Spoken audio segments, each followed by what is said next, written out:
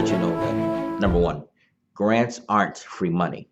Grants more so are the exchange. Uh, one who has resources between, excuse me, the exchange between one who has resources and one who has the know-how. And if you got a vision or you got some skills or some goals and something you do well and it'll benefit somebody else, congratulations. More than likely you're eligible to get a grant. What do you mean? Is it that simple? Of course it's that simple, but research is critical. So there's an extensive amount of information that I really need to share with you in order for you to get that grant. But the first thing I want to talk about is research. So for an example, if you are trying to get a grant, you have to figure out the target market first and foremost. Who are you trying to reach? Who do you even want to care about or try to help meet a need? Typically, people get grants because they're trying to help somebody who can't help themselves.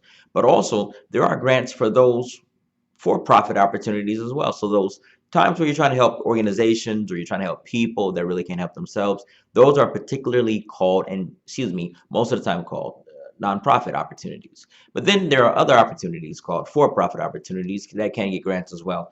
It's just that there are some people that have some resources and or money, a currency, if you will, and they really have a vested interest in seeing some type of mission or something happen. For an example, putting a pipeline in a certain area and where they may not have the connections or the abilities, but they got the resources. And say you may have those connections and abilities, and so they'll give you the money as long as you meet it toward a certain standards. So that's kind of how the research piece works. There's a for-profit side and a nonprofit side.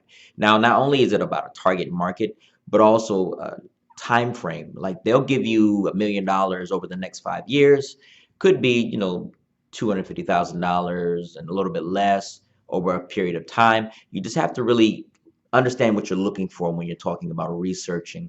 But also, there's another part, precious dears, that you want to think about. Not only target market, not only the time frame, but also you want to know, hey, have you got the background or the incorporation status to actually get this grant?